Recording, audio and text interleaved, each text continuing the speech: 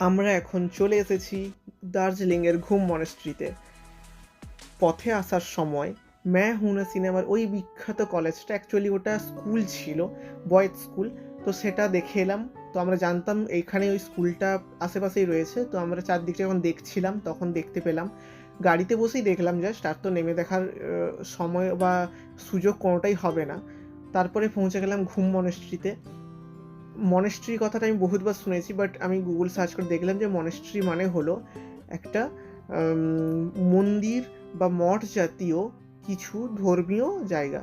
তো এখানে যখন আমি প্রবেশ করে দেখলাম যে গৌতম বুদ্ধের বড় একটা মূর্তি রয়েছে, আর আশেপাশে রয়েছে ওনার জীবন সম্পর্কিত কিছু চিত্র খোদাই করা রয়েছে। আমরা বুদ্ধদেবকে প্রদক্ষিণ করছিলাম। এখানে একটা ভালো জিনিস যে ভেতরে মোবাইলটা অ্যালাউ করছিল, তাই জন্য ভিডিওটা করতে পারলাম। এবারই অনেক জায়গায় মোবাইল অ্যালাউ করলে শান্তি শৃঙ্খলা ভঙ্গ হয়, সবাই চিৎকার চেঁচামেচি ভিডিও টিডিও এইসব স্টার্ট করছে। কিন্তু এখানটায় সবাই বেশ চুপচাপ শান্তিপূর্ণভাবে ওখানকার যে সাইলেন্সটা ছিল ওটাকে সবাই বজায় রেখে সবাই দেখছিল, ভিডিও করছিল। এবং ভগবানের সামনে ওনাদের যে ভোগ নিবেদন করা ছিল ওটা সুন্দরভাবে সাজানো ছিল।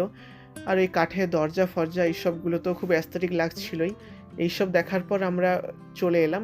আমরা এবার যাব বাতাসিয়া লুপ, যেটা হলো গোর্খা ওয়ার, মানে গোর্খা যুদ্ধ যে হয়েছিল তার সেখানকার যে শহীদদের জন্য ওটা একটা স্মৃতিসৌধ হিসেবে ওখানটায় রাখা রয়েছে।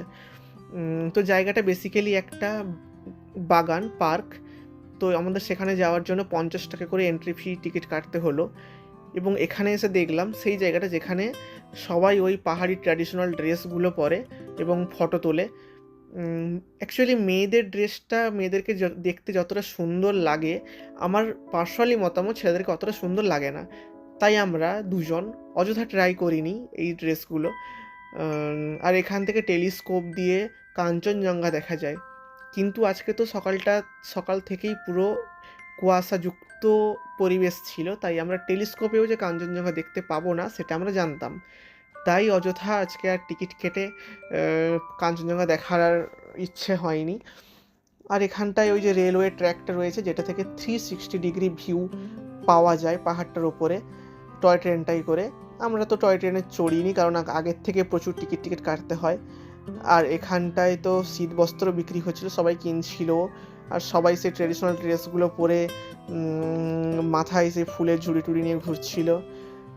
বেশ ভালোই লাগছিল। আমরা কিছু জনকে ফটো তুলতে হেল্পও করেছিলাম। তারপরে সেই রেলওয়ে ট্র্যাকটাই একটু দেখছিলাম, আমরা রেলওয়ে ট্র্যাকটার উপরে একটু হাঁটছিলাম। এখানটায় লেখা রয়েছে সেই আই লাভ দার্জিলিং, এখানে ওটা লেখা রয়েছে। তারপর এখানে ঘোরাঘুরিটা শেষ হলো। এরপর আমাদেরকে যেতে হবে রুমে, কারণ আমাদের ওখানটায় আজকে চেক আউট করে নিতে হবে এই সকালবেলাতেই। আর ওখানে আমরা ব্রেকফাস্টও করব। তারপর এখানে এইগুলোর ফটো একটু তুললাম, সবাইকে খুব দেখতে সুন্দর লাগছিল, আমরা ওই দৃশ্যগুলো জাস্ট উপভোগ করছিলাম। একটু হিরোদের মতো হাত টাত মেলে একটু হাঁটছিলাম এই রেলওয়ে ট্র্যাকটার ওপরে।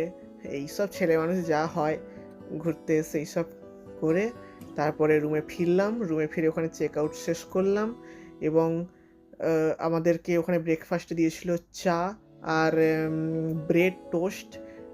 ফাইনালি সকালবেলাটা খুব একটা ভালো একটা খাবার পেয়েছি, কারণ আগের দিন তো নোনতা কিছু ছিল না।